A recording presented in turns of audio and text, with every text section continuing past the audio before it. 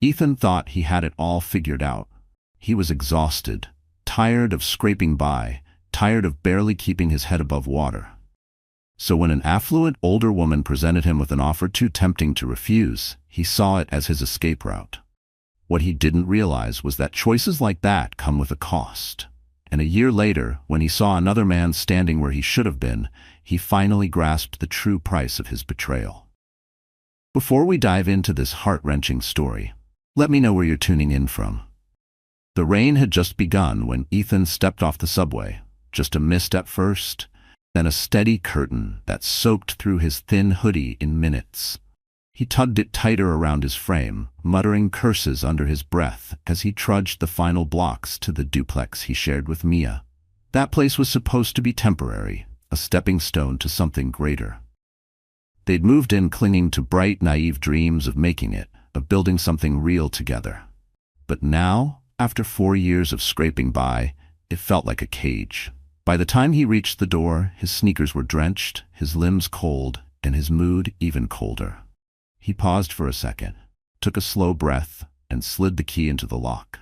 Inside, he could already make out the low murmur of the television and Mia's soft voice, probably talking back to some old rom-com playing on the screen. She always did that, spoke to the characters like they were old friends. It used to make him grin. Now it just made him feel tired. The door creaked open.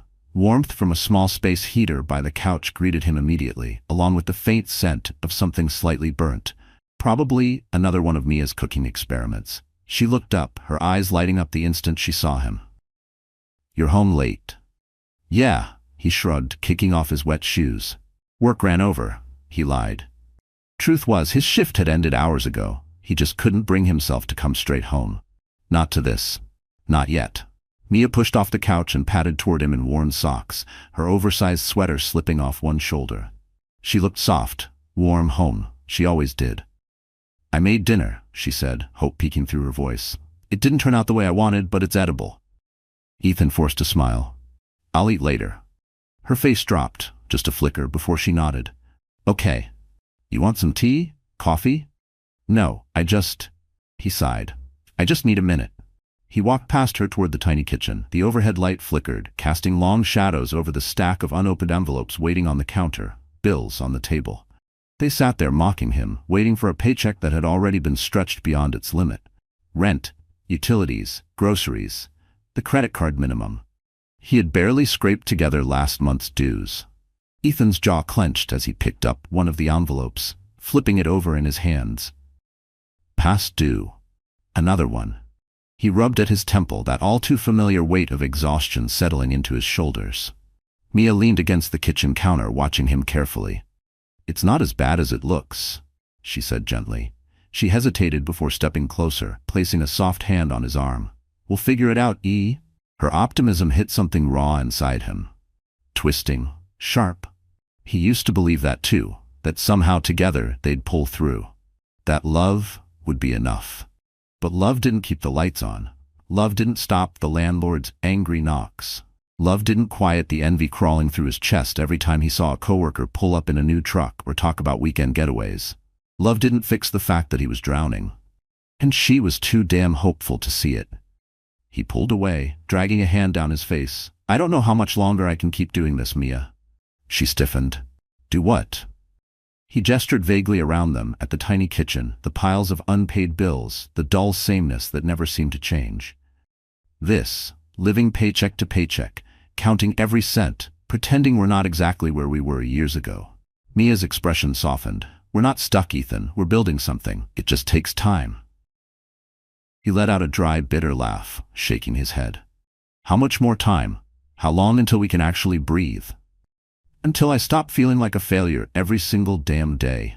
Her brows pulled together, hurt flickering in her eyes. "You're not a failure." "Feels like I am." The words came out sharper than he'd meant them to, but he didn't take them back. She reached for his hand again, squeezing gently. "I married you because I love you. Not for the money, not for the house, not for some fancy car. That stuff doesn't matter to me. Well, it matters to me." Silence dropped between them. Heavy. Thick, like a storm cloud swelling in the middle of the room. After a long pause, Mia exhaled and stepped back. I know you're stressed. I know this isn't easy. But we're in this together. Ethan swallowed, looking at her. She held his gaze without flinching. But all he could feel standing there, looking at this woman who still believed in him, was guilt. Guilt for wanting more. Guilt for thinking she wasn't enough. Guilt for knowing that deep down, he had already started looking for a way out. Looking for a way out.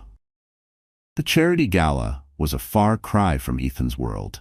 He adjusted the stiff security badge clipped to the lapel of his black blazer, his fingers tightening slightly around the wire of the earpiece running under his collar. All around him, the city's elite floated effortlessly through the grand ballroom, draped in shimmering gowns and tailored tuxedos, laughing softly over champagne that probably cost more than his rent for the month. Every inch of the venue exuded wealth, not just the kind that bought comfort. This was the kind that bought influence, silence, protection, power. Ethan exhaled slowly, steadying his posture, hands clasped neatly behind his back like he'd been trained. He wasn't supposed to be noticed. Security at events like this was meant to blend in, background noise ensuring the rich and powerful had a seamless night without giving a second thought to safety. But that was the problem. He was the background, invisible. He watched men not much older than himself, dressed in crisp designer suits, discussing investments, second homes, and luxury cars over top-shelf bourbon. Their wives laughed beside them, glittering in diamonds and ease. It wasn't fair. Ethan had worked just as hard, probably harder. Yet here he stood, on the outside looking in, barely holding the pieces of his life together. The resentment burned in his chest, hot, bitter, consuming. He didn't belong here. And yet, he wanted to. Careful with that expression.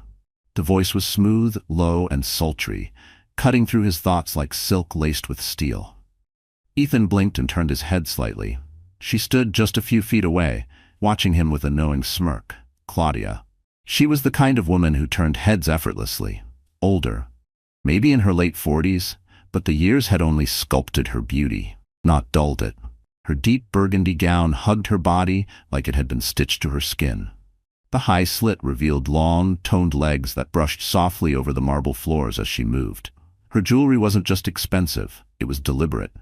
Each piece subtle but calculated. She wanted to be noticed, and more importantly, she wanted you to know that she was someone. Ethan cleared his throat and shifted in place.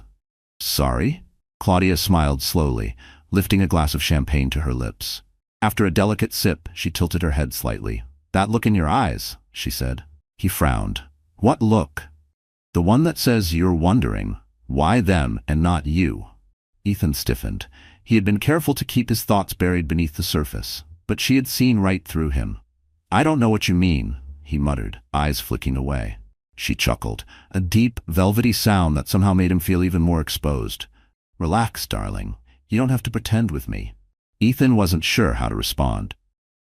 There was something about her presence that was unsettling, as if she already knew things about him, things he hadn't even fully admitted to himself. Claudia stepped closer. Her gaze drifted over Ethan in a slow, deliberate assessment. You're different from the other men working here. I doubt that, he replied flatly. Oh, but you are. Claudia swirled her champagne with lazy elegance. Most men in your position are content. They accept their place in the pecking order, grateful for whatever scraps the world decides to toss their way. She paused, eyes locking onto his with razor-sharp precision. But you're hungry. Ethan's jaw tightened. He didn't know why, but hearing her say it, calling out what he had spent so long trying to bury, hit deep, like she had reached into his chest and placed a mirror there. Claudia smiled, slow and knowing, like she had already won something. Come. He hesitated. I'm on duty, he said, trying to sound firm. Claudia raised a single, amused eyebrow. Please, you and I both know the real security is stationed at the exits. You're just here to make sure nobody spills wine on the mayor's shoes. Ethan exhaled through his nose, his posture stiff with hesitation. She leaned in slightly, her voice lowering, smoother now. 10 minutes. Just a drink. I promise it'll be worth your time. He shouldn't. He knew that. Everything in his gut told him this was a mistake. But before he could talk himself out of it, he nodded. Claudia led him through a discreet side entrance, away from the glitter and noise of the ballroom. They walked down a quiet hallway lined with dark mahogany paneling, the sounds of the party fading behind them. At the end was a private lounge, low lighting, velvet sofas, and a grand piano in the corner, untouched. The air was thick with the scent of aged whiskey and something floral and expensive. Claudia's perfume, maybe. She sank gracefully into one of the couches, crossing her legs with practiced elegance. Ethan hesitated before sitting down across from her. He wasn't supposed to be here. He knew that. Claudia said nothing at first, simply watching him, her lips curled in quiet amusement. A server placed 2 heavy glasses of whiskey on the table between them, the kind of bottle Ethan had only ever seen in high-end magazines. He glanced at the drink. "I can't afford this." Her smirk deepened. "Good thing you don't have to." He swallowed hard, then picked up the glass. The liquid was smooth and rich, burning gently as it went down. Claudia leaned forward slightly, resting her elbow on the arm of the couch, her chin cradled in her palm. "Tell me something, Ethan. Do you ever wonder what it would be like?" He looked at her warily. "What?" "To have more." His grip on the glass tightened. Claudia's smile widened. "You work hard, don't you? You do everything right. And yet, here you are, wearing a rented suit, making sure rich men don't spill their drinks while they close million-dollar deals." Ethan didn't answer.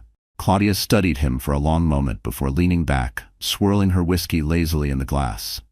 "You deserve more, Ethan." He let out a slow breath. "And what? You think you can give it to me?" "Oh, darling." Her smile was slow, intentional. "I know I can." A chill slid down his spine. She hadn't said how. She didn't need to. The way she looked at him, the weight in her voice, heavy with certainty, made it clear she already had a plan. The elevator doors slid open with a soft chime, revealing a sprawling penthouse that looked more like a palace in the clouds than any ordinary apartment. Ethan stepped in hesitantly, his scuffed shoes sinking into the impossibly plush white carpet. The contrast between this place and where he had come from made him feel like a walking punchline. Claudia stood by the sleek bar, pouring 2 glasses of dark amber liquor. She was barefoot, her silk robe loosely tied at the waist, offering glimpses of smooth legs and a satin slip underneath. "You look tense," she noted, handing him a glass. Ethan took it, swallowing the lump in his throat. "I wasn't sure why you asked me here." Her smile returned, slow, deliberate. She sipped her drink before answering. "Oh, Ethan, you're smart enough to have figured that out already." He shifted uncomfortably. The memory of their conversation at the gala still clung to him, how she had planted a dangerous seed in his mind. Ethan had sworn to himself he wouldn't come. He had no business being here. But when she messaged him, just 4 words, "Come see me. Let's talk," he hadn't hesitated. Claudia sauntered over to the couch, settling into it with ease. She crossed her legs and watched him. "Tell me, Ethan, do you love your wife?" He stiffened. His grip on the glass tightened. "What kind of question is that?" "A simple one," she said, tilting her head. "You've been married, what? 4 years? 5? She hummed to herself. "And yet, here you are, sitting in my penthouse, drinking my whiskey, instead of home, with her." Ethan exhaled sharply, shaking his head. "This is just business." Claudia let out a soft laugh. "Oh, darling, everything is business." She leaned forward and set her glass down on the table between them. "Let's not waste time. I have a proposition for you." Ethan forced a crooked smirk. "You mean a job?" "Better." She let the silence stretch for a moment, long enough for tension to fill every inch of the room. "I can make you rich, Ethan." He frowned, leaning back slightly. "And what exactly would I have to do for that?" Claudia's eyes gleamed with quiet amusement. "Leave your wife." Ethan let out a short, disbelieving laugh. It had to be a joke. It had to be a joke. But Claudia just watched him, her expression unreadable. The laugh died in Ethan's throat. "You're serious?" he asked, his voice lower now, completely still. Ethan scoffed and shook his head. "That's insane." "Is it?" she countered, rising from her seat and walking toward the window. Her silhouette glowed against the city skyline, flawless, poised, untouchable. "I've seen men destroy their marriages over far less," she said. "A meaningless fling, a stupid impulse." She turned back toward him, her voice calm. "At least this way, you walk away with something real." Ethan stared at her, his voice barely more than a breath. "You want me to leave Mia? For money?" Claudia smiled, like it was the most obvious thing in the world. "Not just money, darling. Security, success, power." She took slow, measured steps toward him, her voice as smooth as silk. You know what men like you waste their lives on? She didn't wait for an answer. Love. This delusion that struggle makes love stronger, that poverty means loyalty. She leaned down slightly, her hand resting lightly on his shoulder.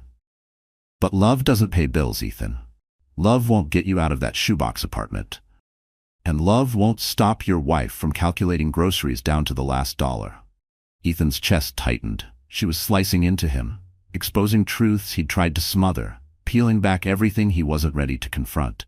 He forced himself to speak. Mia and I, we're barely surviving. Claudia finished the sentence for him. He opened his mouth, then shut it. She was right.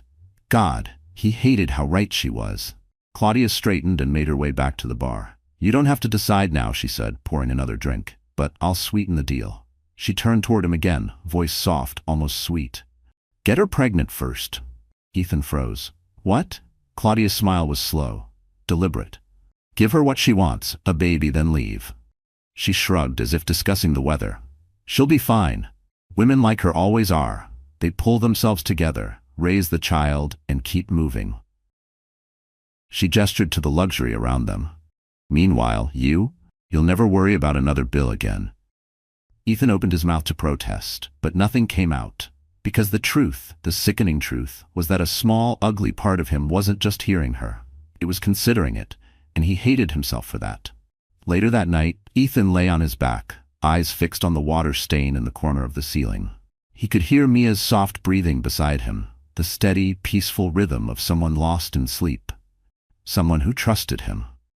He turned his head slightly, just enough to see her face illuminated by the soft city glow bleeding through the window. She looked peaceful. Her dark lashes rested gently against her cheeks, lips parted slightly in sleep. She had always slept like this, completely unguarded. As if the world couldn't hurt her. As if it never crossed her mind that the person lying beside her might one day be the one to break her. Ethan swallowed hard, his fingers curling into the bedsheet. She trusted him. That was the worst part.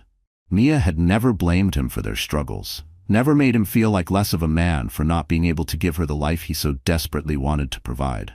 She had always reassured him, held him, kissed him like none of the chaos outside mattered. And now he was about to take all of that, all of her, and throw it back in her face. His jaw clenched as he stared up at the ceiling again. The deal had already been made, hadn't it? Claudia had laid out the terms, neat and simple. All he had to do was follow through. Give her what she wants, a baby, then leave. It sounded easy when she said it, but here, in the stillness of their bedroom, with Mia's warmth just inches away, it didn't feel easy. It felt like standing on the edge of a cliff, knowing he was about to jump, and there was no way back. Mia wanted a baby. She always had. He'd seen it in her eyes, how they softened when a stroller passed by on the sidewalk, how she lingered in the baby aisle at the store, running her fingers across tiny onesies with that wistful, faraway look. She'd never asked, never pushed. But he knew. And now he was about to give her what she wanted. Not out of love, out of greed. A sick feeling twisted in his gut, spreading like rot through his chest. But he had made his choice. Ethan exhaled, slow, deep, as if trying to push the weight off his ribs. Then, carefully, he shifted closer to Mia, his hand brushing against her arm. She stirred, but didn't wake.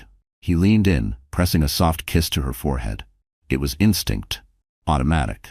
But the second his lips touched her skin, something inside him snapped, hard. This wasn't the kiss of a loving husband. It was a goodbye. Mia had been restless all morning. She paced around their cramped duplex, fingertips trailing along the counter edge, straightening the same stack of magazines on the coffee table over and over again. She'd woken up feeling different.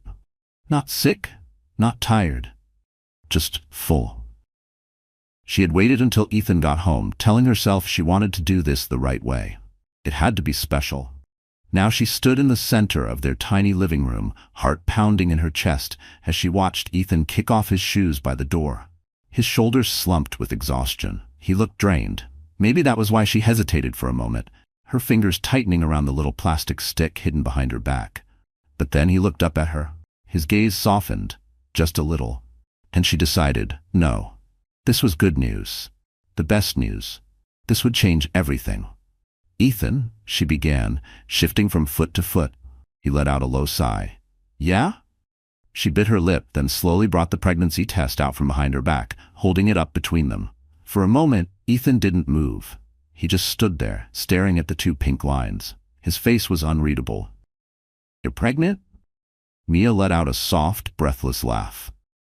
Yeah. She had imagined this moment 100 times. How he'd scoop her into his arms, spin her around, bury his face into her neck while they laughed and cried together. But Ethan just stood there and smiled. It was the same smile he gave his boss when pretending to agree with something he hated. The same smile he wore when they bumped into old friends he didn't care for. Fake. Something cold trickled down Mia's spine, but she pushed it aside. She was overthinking it. He was probably just surprised. That was normal. This was huge news. He needed a second. She stepped closer, taking his hands in hers, giving them a gentle squeeze. I know it's sooner than we planned, but, Ethan, we're going to have a baby. His fingers twitched inside her grip. Then, as if shaking off a daze, Ethan let out a short breath and nodded. Yeah, that's wow. But there was no excitement in his voice, no warmth, just acceptance. Like a transaction had been completed, a deal sealed. Mia forced herself to smile, even as something in her stomach twisted with unease. She told herself it was just nerves, that she was reading too much into it. The elevator ride to the top floor felt longer than usual. Ethan leaned against the mirrored walls, staring at his reflection, at the tired, dark-ringed eyes that had become a constant over the last few weeks. His shirt was crisp, his jacket expensive. Claudia had sent it to him, along with a pair of sleek cufflinks he didn't even know how to wear properly. He didn't even know how to put the cufflinks on properly. It was just another taste of the life Claudia had promised him, a life he was now stepping into. The elevator door slid open, revealing the lavish suite beyond. It felt like a different universe entirely compared to the one he had left behind just hours ago. The scent of Mia's homemade pasta still lingering in his memory, the feeling of her head resting gently on his shoulder as she softly murmured baby names. Ethan stepped inside. His shoes sank into the thick, luxurious carpet. And there she was. Ethan, Claudia purred, her voice rich with satisfaction.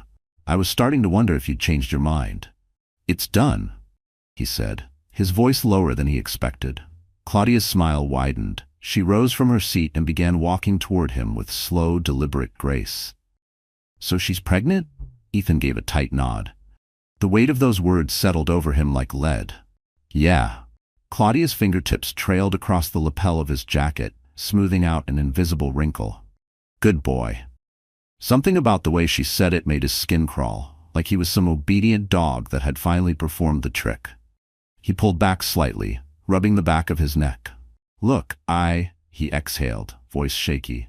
I don't know if I can actually go through with this.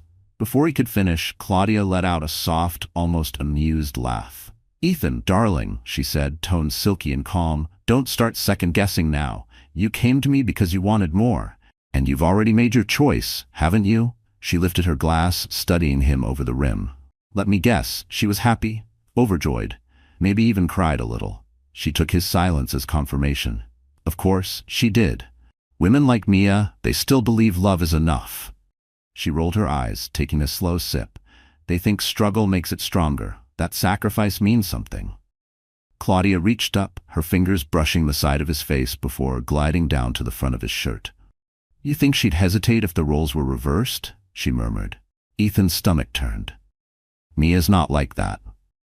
Claudia chuckled, a low, rich sound that vibrated against the air between them. Oh, Ethan. Her lips curled into a smirk as she leaned in, close enough for him to feel her breath against his skin. That's what makes this so easy. He wanted to argue, to push her away, to tell her he wasn't as far gone as she believed. But then, she kissed him, slow, deliberate, and just like that, whatever part of him had once sworn he'd never betray his wife, disappeared.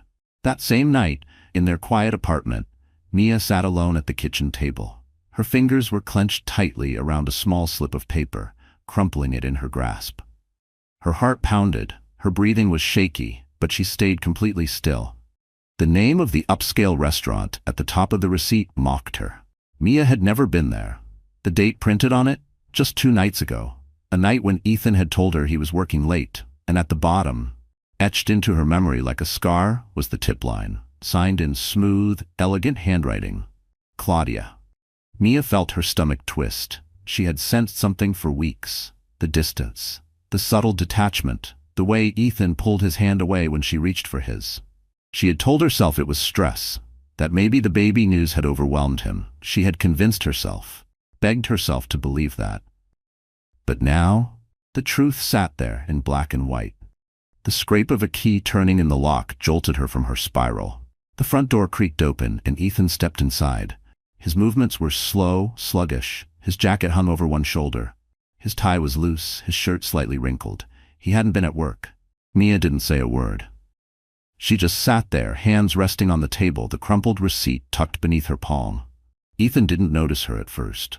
"Long day," he mumbled, tossing his keys onto the counter. Then he looked up. The moment their eyes met, something in the air shifted. His expression, exhausted seconds before, turned suddenly guarded. His gaze darted to the table. To the small, crumpled paper in front of her. "When were you going to tell me?" Mia asked. Ethan's throat bobbed as he swallowed. He didn't answer.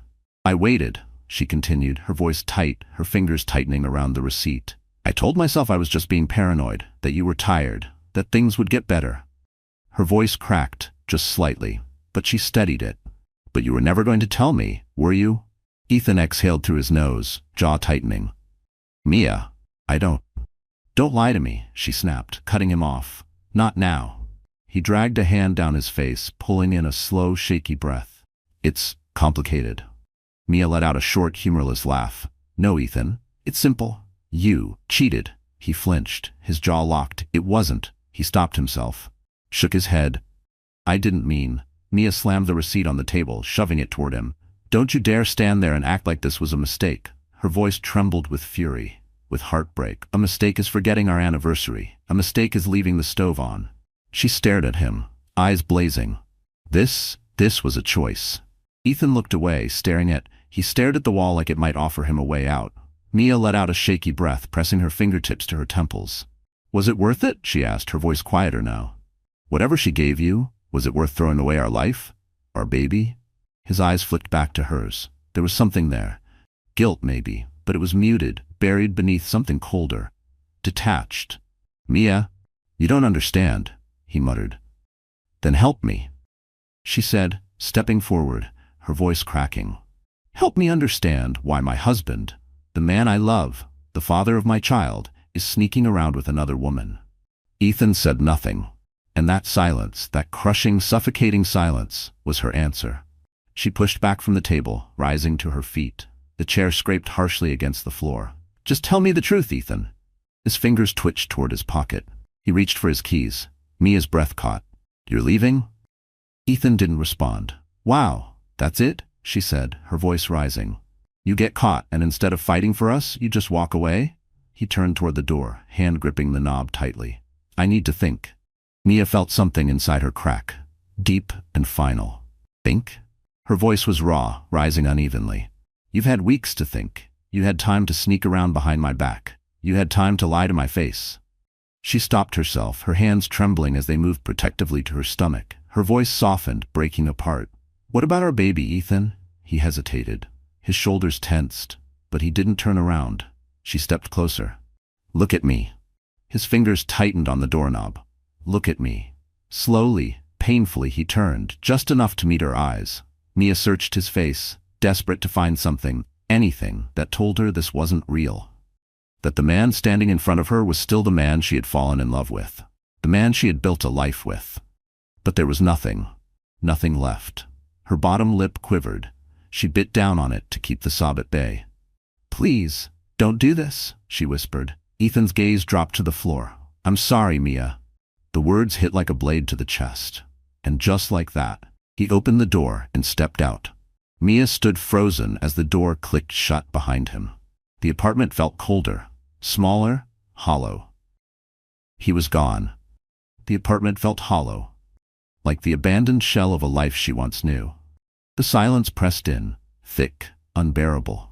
Where his laughter used to echo, where his footsteps once made the floor creak in familiar ways, where his very presence had made this place feel like home. Now, all that remained was the soft hum of the refrigerator and the occasional groan of the old wooden floor beneath her bare feet. Mia sat curled on the couch, knees pulled tightly to her chest. Clutched in her trembling hands was a single ultrasound photo. She had been staring at it for hours, tracing the faint, grainy outline of her baby with her fingertips, over and over again. As if memorizing every shadow, every curve might somehow anchor her. She had imagined this moment so differently. She had imagined his excitement, his hand protectively resting on her stomach, his whispered promises of a future they would build together. She thought he would cry when he saw their child for the first time. She thought he would be proud. But instead, she had come home to an empty apartment. Her throat ached as she swallowed back a sob, her palm pressing gently against her belly.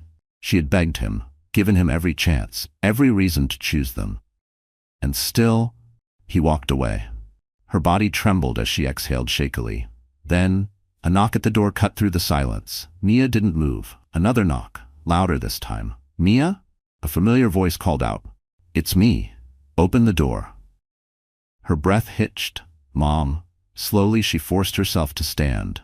Her legs wobbled beneath her, weak, unsteady. She hadn't even realized how long she'd been sitting there, lost in the haze of heartbreak. She wiped at her face, though it made little difference. Her eyes were swollen, her cheeks still streaked with dried tears from hours ago. She hesitated, then turned the lock. Margaret stepped inside the apartment like a force of nature. Her sharp eyes scanned the room instantly. The half-empty water bottles on the table, the crumpled tissues scattered across the floor.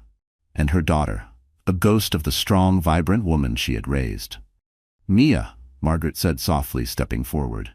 That was all it took. Mia broke. A raw sob ripped from her chest as she collapsed into her mother's arms, her body shaking with the weight of it all. Margaret held her tightly, one hand smoothing over her hair, the other gripping her back, like she could somehow hold her together by sheer will. "Shh, baby," Margaret whispered. "I'm here." Mia clung to her. Her breaths came in uneven gasps. He left, Mom," Mia choked out. He just left." Margaret's lips pressed into a thin line. Her jaw clenched. "I know," she murmured. "I know, sweetheart." For a long time, they didn't move. Margaret simply held her daughter as Mia finally let it all out. The pain, the betrayal, the anger. Everything she had kept locked inside since the moment Ethan walked out. When the sobs finally began to fade, Margaret guided her gently toward the couch, keeping an arm around her the whole time. As they sat, she reached over and picked up the ultrasound photo that had slipped from Mia's hands onto the cushion. Margaret studied the image for a long moment before exhaling softly. "This baby," she said, placing the photo gently back into Mia's hand. "This baby is yours, Mia. And you don't have to do this alone." Mia's lips trembled. "But I am alone," she whispered. Margaret turned to face her fully, cupping her daughter's face in both hands. "No," she said, her voice steady and firm. "You're not alone. You have me. You have your family. And you have a little life inside of you that's going to need you to be strong." Mia swallowed hard, her fingers closing around the ultrasound. "I don't know if I can do this." Margaret straightened. A determined look settled across her face. "Then I'll help you," she said without hesitation. "We'll figure it out, together." Mia searched her mother's eyes, looking for even the smallest trace of doubt, but there was none. Margaret reached for Mia's hand, squeezing it tightly. "We don't let men like Ethan destroy us," she said quietly, but with fire in her voice. "We rebuild. We survive, and one day we thrive." A single tear slipped down Mia's cheek. But this time, it wasn't just grief. It was something else. Something small, but real. Hope. Ethan exhaled slowly as he stepped into Claudia's penthouse. The moment should have felt like a triumph. This was the life he had wanted, the life he had chased. Wasn't it? He dropped his bag near the entrance, eyes scanning the sleek, polished space that was now his new home. "So," she murmured, handing him a glass. "How does it feel, Mr. Lawson?" Ethan took the glass, rolling the stem between his fingers before taking a slow sip. "Feels right," he said. He lied. Claudia chuckled, stepping in close. Her manicured nails grazed down the front of his chest before she took the glass from his hand and set it aside. "Good," she whispered. She leaned in, her lips brushing against his ear. "Because this is just the beginning." Ethan let out a slow breath, eyes closing for a brief second. Then he nodded. This time, more firmly. Claudia pulled away, clearly pleased. She moved to the couch and draped herself lazily across the cushions. She picked up the She picked up the remote and pressed a button. Suddenly, soft jazz floated through the air. The music, the low lighting, the warmth of champagne settling in his chest, it should have been perfect. But something inside Ethan felt unbearably heavy. A single thought clawed its way into his mind, uninvited. Mia. At that exact moment she was sitting alone in the apartment. No, her apartment now. The place where they had built a life, and now there was no one there to hold her. Ethan. Claudia called, her voice smooth but firm. He turned his head. She was watching him from the couch, eyes sharp behind a calm expression. "Come sit," she said, patting the space beside her. He hesitated for just a moment, then walked over. Claudia shifted, draping her legs over his lap like she had already claimed him. "Relax," she purred, her hand gliding up his arm. "You're acting like you lost something." Ethan let out a forced chuckle, shaking his head. "Not at all." "Good," she said, tilting her head slightly as she studied him. "Because you haven't, you've only gained." The sun was warm on Ethan's skin as he lounged on the deck of Claudia's private yacht, a glass of whiskey in hand, the salty breeze ruffling his neatly pressed linen shirt. Everything about the moment screamed luxury, the kind of life he used to imagine but never truly believed he'd experience. Claudia sat across from him, sipping a cocktail. Her oversized sunglasses masked her eyes, but Ethan knew she was watching him. She always was. "You're getting used to this, aren't you?" she said, her voice smooth, knowing. Ethan smirked, lifting his glass in a lazy toast. "Hard not to," he admitted, taking a slow sip. Claudia smiled, clearly pleased. "Good," she murmured, "because this is what you deserve." Everything about his life had changed, and yet something felt off. He wasn't sure when it started. The way Claudia handled him, not like a partner, not even like a lover, but like something she owned. At first it had been subtle, a suggestion here, a casual instruction there. "Wear this suit, take this watch, don't order that, try this instead." Then it became more. Claudia had rules about who he talked to, what events he attended, even what he posted online. "You're not just some man anymore," she told him one night, draping a sleek, tailored jacket over his shoulders before they stepped out for a high-profile dinner. "You're mine, and that comes with an image to uphold." At the time he had laughed it off. "Mine" had sounded playful, almost flattering. But now, as he sat across from her, watching the way she studied him like an expensive possession, he wasn't so sure he liked it. He wasn't in control anymore. The truth was, he hadn't been for a while. The credit cards he used, all in Claudia's name.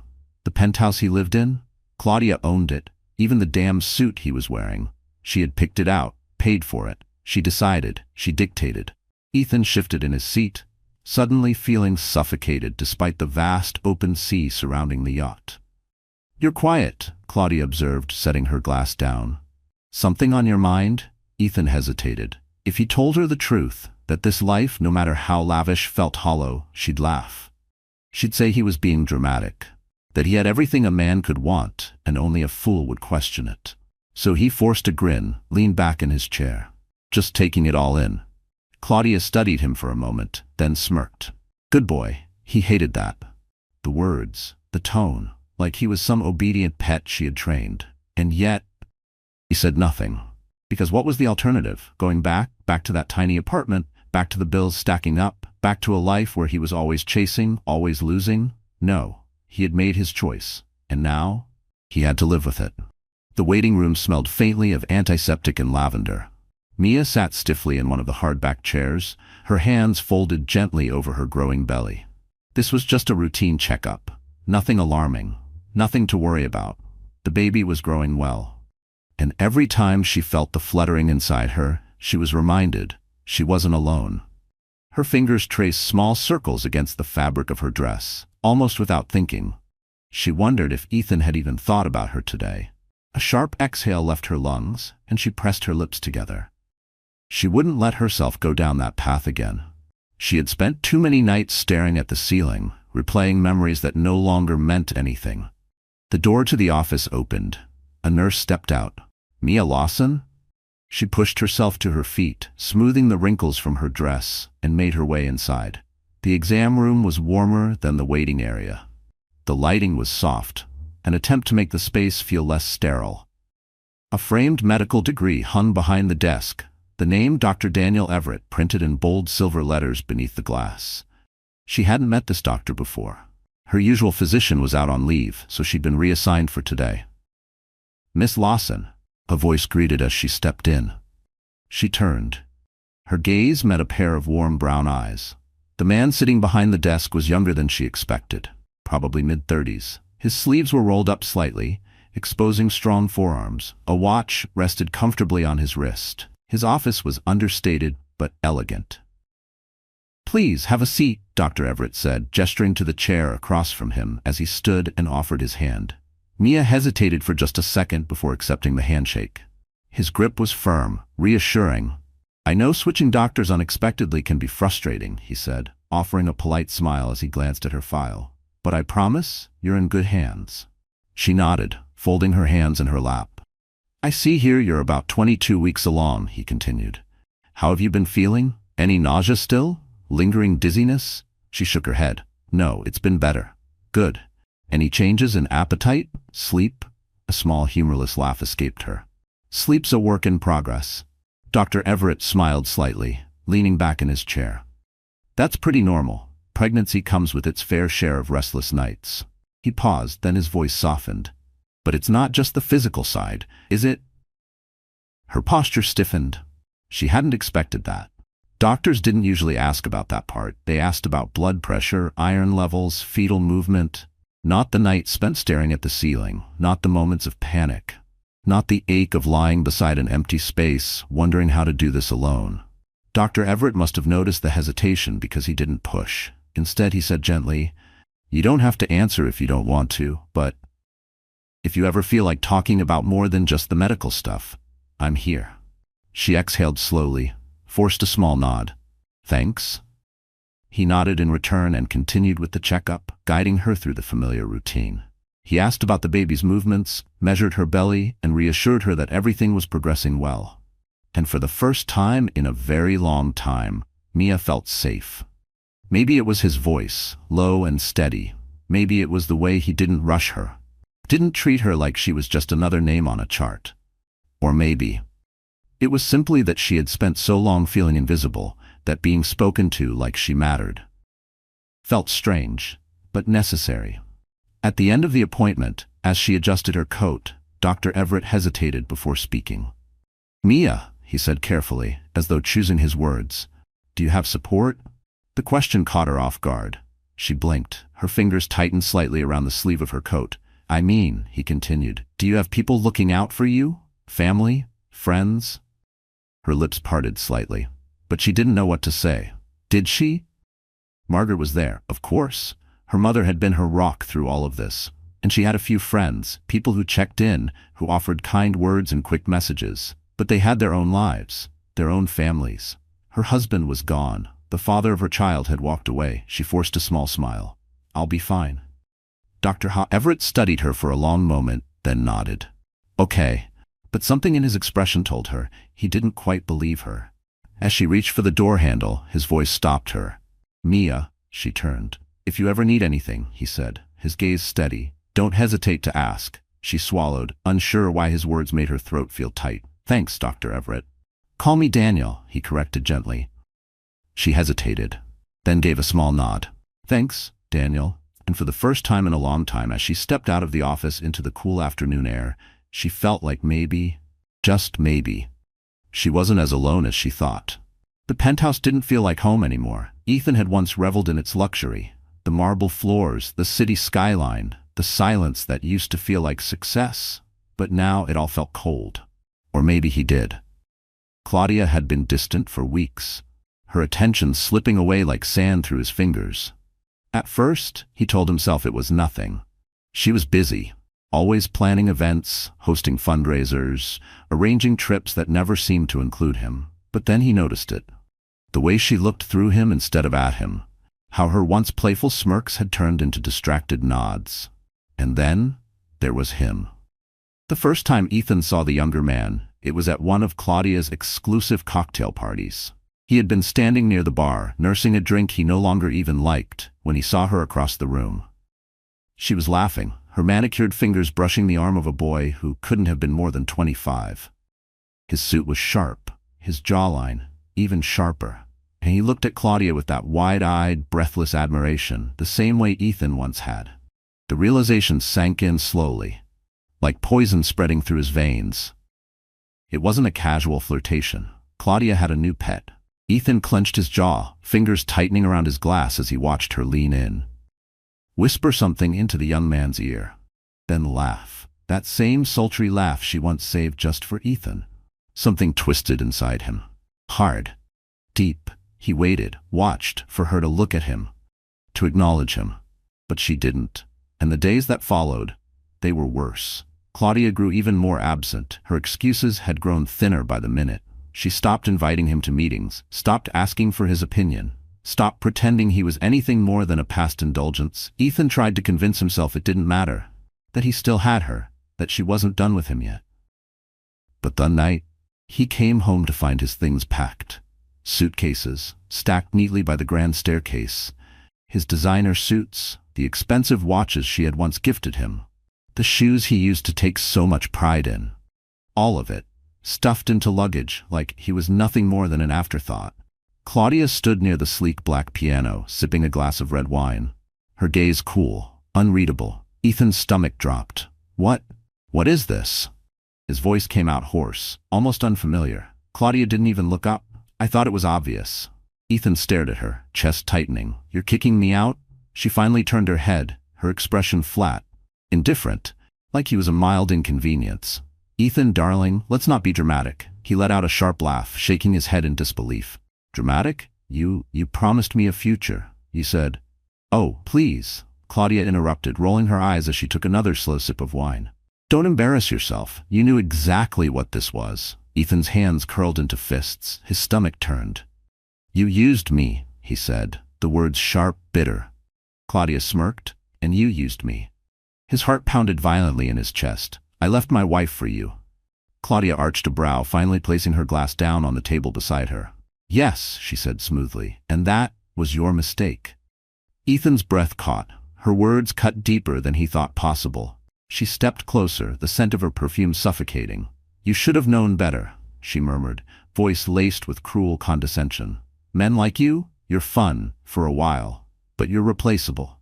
Ethan's jaw locked, shame searing through him. He had thought he was different, special. But he was just another toy, one in a long line of replaceable luxuries. A sleek sports car pulled up outside, its engine humming through the open balcony doors. Ethan turned his head just in time to see him. The young man from the party. "Step inside." Claudia smiled at him, a smile Ethan hadn't seen in weeks. "Ah," she sighed, looking back at Ethan with mock sympathy. "I think that's her cue." His breath came fast and uneven. His chest rose and fell, filled with anger, with humiliation, and a soul-crushing regret that threatened to swallow him whole. He turned his gaze. He looked back at her, searching for something. Anything. A flicker of the woman he had once believed he mattered to. But she was already done. Ethan clenched his fists, forcing himself to swallow the bitter lump forming in his throat. Without another word, he grabbed the suitcases, what little he had left, and walked past her. She didn't stop him. She didn't even watch him go. The wind was sharp that evening, cutting straight through Ethan's thin jacket as he wandered aimlessly down the crowded streets. His hands were shoved deep into his pockets, not because of the cold, but because they were empty. No keys, no wallet, no direction, no purpose. He had once felt like everything, at least in his own mind. He had walked these streets before in $1,000 suits, slipped into luxury cars without a second thought, sipped fine whiskey on rooftop terraces, believing he had won. But now? Now he had nothing. His reflection in a storefront window stopped him short. The man staring back wasn't the Ethan he remembered. His hair was unkempt, his face hollow from sleepless nights and skipped meals. His clothes, once pressed and saturated with expensive cologne, were now wrinkled, lifeless. He looked like a man who had lost, and maybe that was because he had. His stomach growled, but he ignored it. Hunger was the least of his problems. No job, no home. He'd crashed on a friend's couch for a few nights, but even they had started dodging his calls. Who wanted to keep around a man who couldn't even afford his own dinner? Ethan sighed, dragging a hand down his face, the weight of everything settling into his bones. The streets around him buzzed with life, laughter, Conversations. People moving forward. While he stood still. Couples passed him, hand in hand, lost in their own little worlds. Parents pushed strollers, toddlers giggling and pointing at colorful holiday displays in storefront windows. And then, he saw her. Mia. Ethan froze mid-step, breath catching painfully in his throat. She stood outside a baby boutique, bathed in the glow of the store's golden lights. Her hand rested gently on her belly, rounder now. She looked radiant, more beautiful than he remembered. But she wasn't alone. Daniel. Ethan recognized him immediately, even before the man turned toward her and said something that made Mia laugh. A soft, genuine laugh, the kind Ethan hadn't heard in months, maybe longer. Daniel had a hand resting protectively on her lower back, guiding her gently toward the window display. They were looking at baby clothes.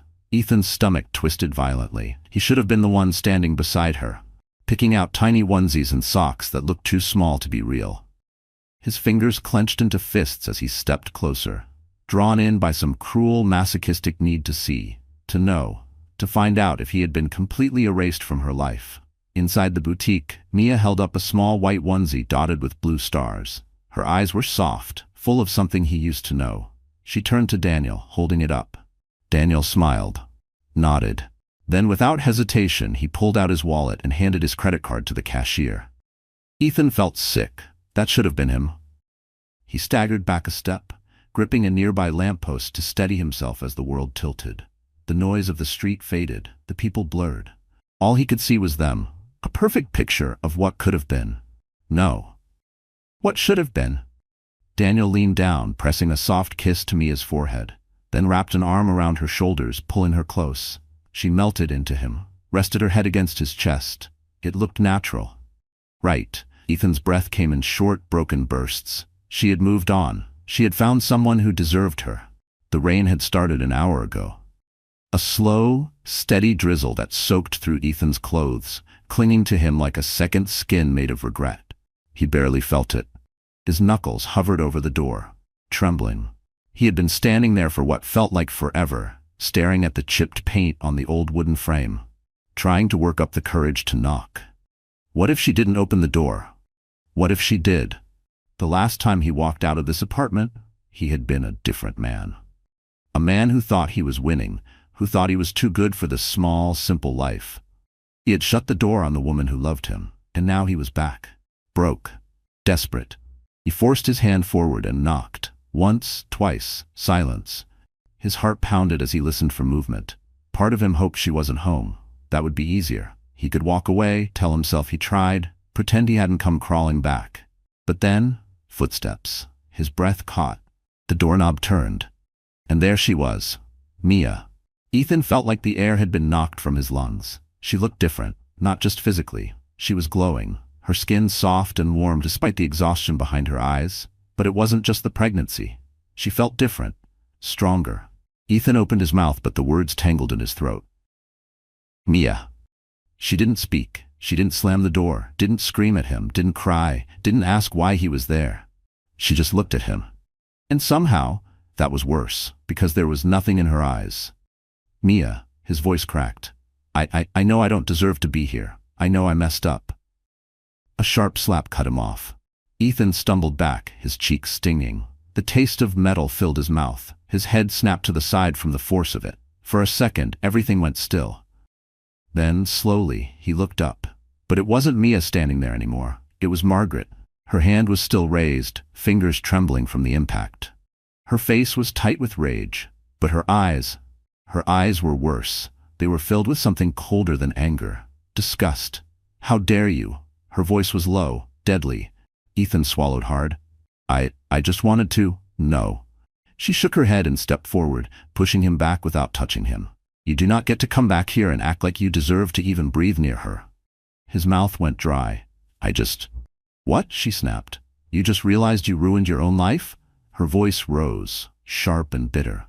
You just figured out you walked away from the best thing that ever happened to you, that you left her to raise a child alone? Ethan flinched. I wasn't thinking. I was. His voice trailed off. Because what excuse could possibly be enough? Margaret let out a bitter, humorless laugh. No, Ethan, you were thinking. You were thinking about yourself. She stepped closer. And now that you've lost everything, you think you can show up here like some lost puppy and what? Be forgiven? His throat tightened. I wanted to see her. Margaret stared at him, long, hard. Then she shook her head. No. That word hit harder than the slap. Ethan's chest pulled tight, his hands clenched at his sides. Mia! He turned to her now, desperate, begging. She had to hear him. She had to care. Please, I don't expect you to take me back. I need you to know how sorry I am. I made a mistake. I was a fool. And I love you. I never stopped loving you. For the smallest flicker of a second, something flashed in Mia's eyes. A memory, a wound. But just as quickly, it vanished. You love me? Her voice was quiet, almost gentle. Was that before or after you walked out on me? She paused. Before or after you chose money over our family? Margaret took a step forward, voice low. Where were you? Ethan had no answer. Margaret's voice rose, fury bubbling to the surface. Where were you when she cried herself to sleep every night? Her voice shook. Where were you when she sat alone in that hospital room, hearing your child's heartbeat for the first time? She stepped forward, eyes blazing. Where were you when she needed you? Ethan swallowed, his hand shaking. You were with her, Margaret spat. The mistress, spending her money, drinking her wine, sleeping in her bed. While my daughter was here, alone, carrying your child. His entire body went cold. Margaret's lip curled. You are nothing to us, Ethan. He flinched and turned toward Mia, but she stopped him before he could speak. No, her voice was quiet, but firm, and that quietness, that lack of anger, of pain, of anything, that was what broke him, because it wasn't sadness, it was finality. I begged you to stay, she whispered. I begged you, and you walked away. Ethan's throat closed. Mia's gaze didn't waver. So now I'm asking you to do the same. The door closed. A sharp pain tore through Mia's body, forcing a gasp from her lips as she gripped the edge of the couch. A second wave hit, stronger this time. Her fingers clawed into the fabric, her forehead damp with sweat. Mia? Margaret's voice snapped her back. She tried to respond, but another contraction ripped through her, stealing her breath. Margaret didn't hesitate. She grabbed her phone. I'm calling Daniel. We're going to the hospital. Mia barely managed to nod, exhaling shakily, trying to ride it out. It was happening. Too fast. Too soon. But there was no time to think. The next few minutes blurred together. Margaret grabbing the hospital bag, sliding shoes onto Mia's feet, helping her up, steadying her as they reached the door. Outside, headlights cut through the dark. The familiar sound of Daniel's car pulling up filled the air. The door burst open. Daniel rushed inside. Mia. His eyes landed on her immediately, pale, shaking, breathless. He was at her side in seconds, one arm around her waist, steadying her. I've got you, he murmured. Let's go. The drive to the hospital was chaos. Mia barely registered the city lights flashing past the windows, the tires screeching against wet pavement. Margaret's voice from the front seat, telling Daniel to hurry. Daniel's hand on the wheel, his other hand reaching back, squeezing Mia's. It felt like forever. And yet, suddenly, they were there. Bright white lights, the sting of antiseptic, the rush of nurses and doctors moving in all directions. The emergency room swallowed them whole. The doors to the emergency room flew open. We need assistance, Daniel called, his voice strong and urgent. A nurse was already moving toward them, assessing Mia as Daniel and Margaret helped her out of the car. She's in labor. It's coming fast, Margaret added, her voice steady despite the rising tension in the air. A wheelchair appeared. Mia was lowered into it, just as another contraction tore through her body and stole her breath.